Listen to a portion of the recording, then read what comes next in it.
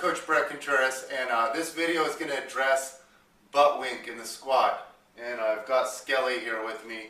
Now this is not the best anatomical model of a skeleton.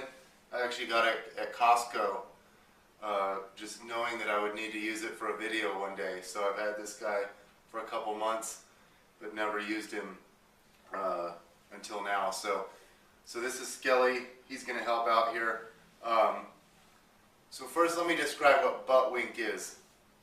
We in the field call it butt wink, but butt wink really refers to his posterior pelvic tilt.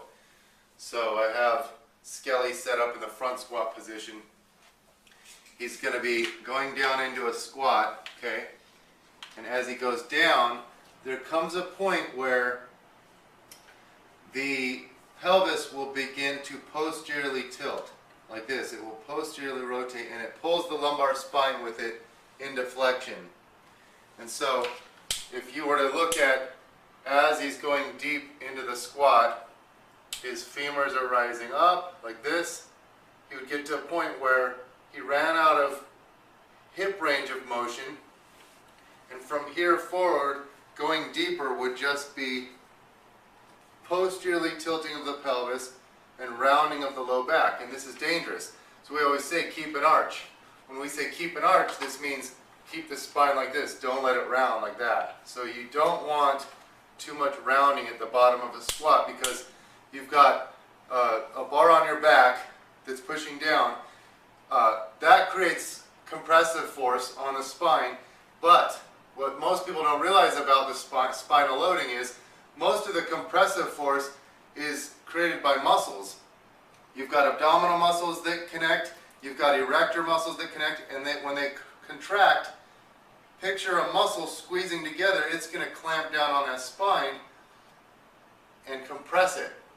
So when you've got compressive force and you have that natural lordotic curve, you can withstand a lot of forces. But round over and do the same thing, and you're risking herniations and things like that, and damaging certain ligaments. So you really want to control this. When you go down in a squat, you want to keep this arch like this, and you don't want the pelvis to rotate too much. Now, here's the thing about theory and working in the field. When I squat, I can come down, I get to about right here, and this is where I start to lose my tilt.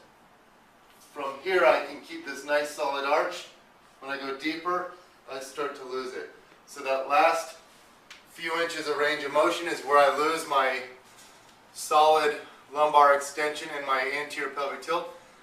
However, it's not a problem.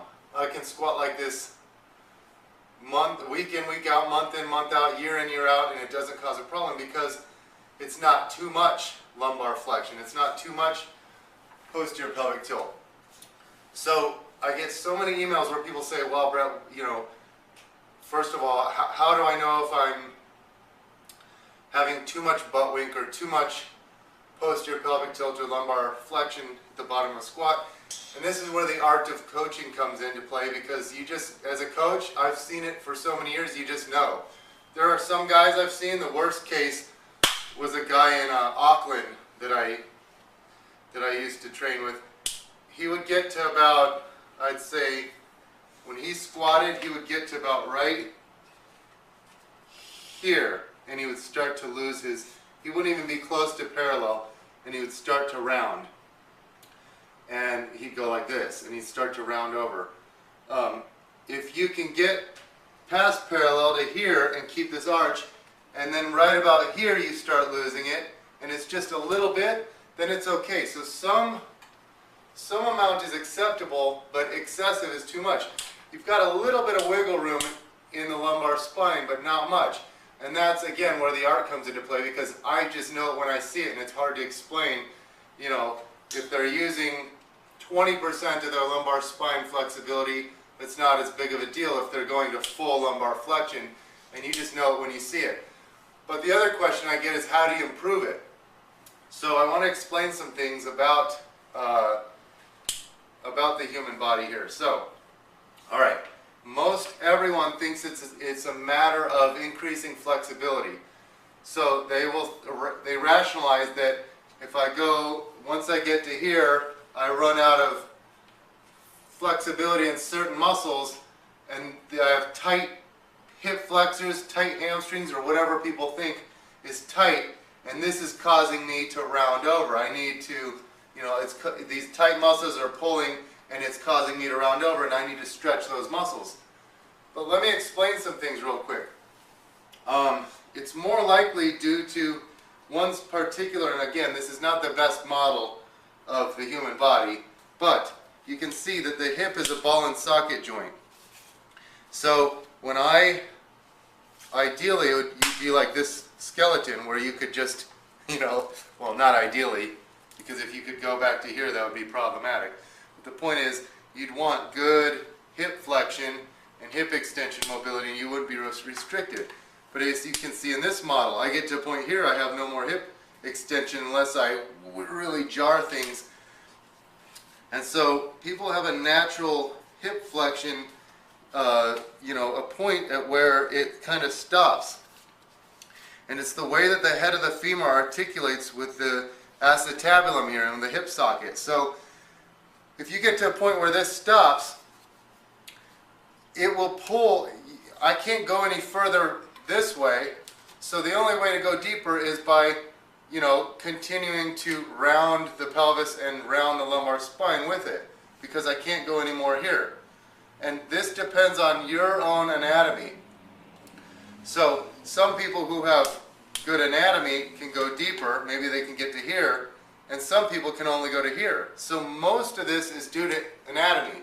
It's anatomical, and some cultures, like Asians, for example, are notorious for being able to squat real deep. And they keep that because they do that in their daily lives. They squat a lot when they eat and things like that. And then other cultures, for example, you may have heard of the Scottish hip, or the Celtic hip. It's just common for like Northern Europeans to have, deeper hip sockets, and they might run out of flexibility right before parallel. So the only way they're getting below parallel in the squat is to butt wink a little bit. Now, here's what's important for you to understand. People do improve their hip flexion mobility over time. People can improve their squat depth. And let me first explain why stretching isn't always the solution. People a lot of times talk about the hamstrings. Now, if you think about the hamstrings, the way their attachment points, when I go down into a squat, okay, I am going to be shortening the hamstrings at the knee, but lengthening the hamstrings at the hip. And so the net result is that I don't get much length change. It might increase in length, the hamstrings might increase in length just a little bit, especially if you hold your anterior pelvic tilt, if the pelvis is tilted properly. But when I go deep into a squat, it's not my hamstrings limiting my squat depth. It's not tight hamstrings that are preventing the hip from going deeper into flexion, because they don't change length that much. All right, now think about the hip flexors. You've got, the iliacus here, you've got the psoas here. So the iliopsoas, when I go into hip flexion, is actually shortening. It's not going to be lengthening. And if you think about the rectus femoris is going to be lengthening at the knee, but shortening at the hip. So just like the hamstrings, it's a biarticular muscle, meaning it crosses two joints. So just like the hamstrings, it's not going to change length much. So it's probably not the hip flexors that are, and this is probably the prevailing thought, is that butt wink is caused by tight hip flexors. And you need to stretch your hip flexors, and it's automatically going to cure your butt wink. And you're going to have less posterior pelvic tilt. But that's probably not the issue either. So stretching can help. I'm not telling you not to stretch, but what I am telling you is that motor control is imperative here. And let me explain this further. When you go down into a squat, all right, you've got a lot of muscles here that are going to be working, right? Okay? So you have the glutes, you've got the quads, you've got the hammies, you've got the adductors, you've got the erectors, you've got the abdominals, you've got all these muscles that are helping you squat. And as you gain proficiency, you become a better squatter. Now, the first thing I will tell you is, see when Skelly squats down, he goes